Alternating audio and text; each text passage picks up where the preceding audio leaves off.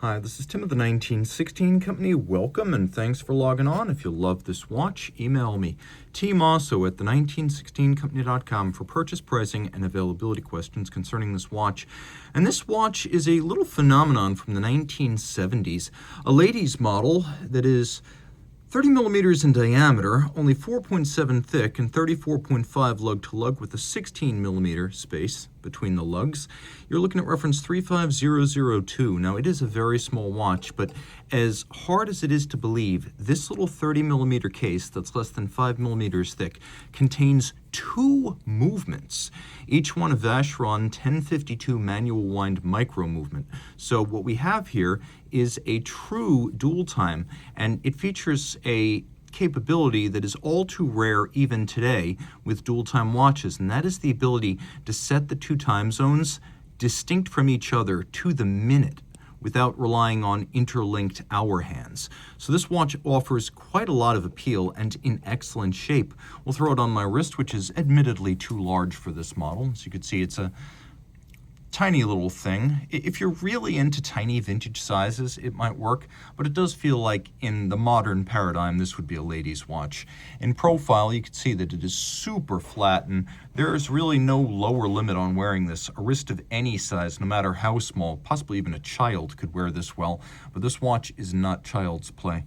It's on a lovely and super supple bonded leather strap, so you can see there's no stitching. It's bonded for a seamless, smooth look. It is slick in dark brown. You can see in profile, cut and lacquered, and then almost velvety on the bottom. Wonderfully supple leather. Turning all the way to the buckle side now, you can see we have a pin buckle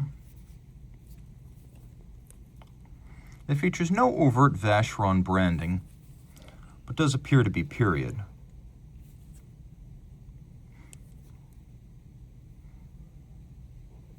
See internally, I'll do my best to show you the hallmarks as I always do. Hallmarks right there. And again on the opposite side. Now roll into the watch itself. It's fascinating here. We have lugs which are welded on in a very, very old school sense. We've also got a monoblock case. So you note there's no separate bezel and mid-case. It's one completely flat case top. So from mid-case to bezel, all one piece, everything loads through the back. Of course, the crowns operate in reverse fashion for winding and setting. You can see this was a kinder, gentler time when it was considered entirely appropriate to hallmark a case externally, that is not on the bottom, but on the flanks of the case or the lugs. We've got a lovely dial with baton-style hands matching indices in gold, and then a vertical satination which is brushed, handsome, metallic, and glows softly rather than gleaming like a sunburst. Inside the case, we have those two 1052 movements, which, although not Geneva hallmark, are beautifully decorated. There's actually two movements in here, each one shaped roughly like a lozenge. So these calibers are manual wind with approximately 30 to 35 hours of power reserve, a beat rate that's either 18,000 vibrations per hour or 19,800 based on my understanding. They are 22 joule movements, each one adjusted in 5 positions, plus for hot, cold, and isochronism, so they are surprisingly refined movements between the adjustment and the decoration. Real money was spent on these, and being 22 joules in spite of featuring manual wind and only 2 hands, they are quite premium, each featuring KIF shock protection, which is sort of a boutique-y upscale alternative to Inca Block. So there is a lot to love here, and we've even got a little bit of Bascoriale sort of tarnish on the case, particularly around the crown and the lugs, where some of the secondary elements in 18 karat yellow gold, like copper, begin to age a little bit and impart a patina.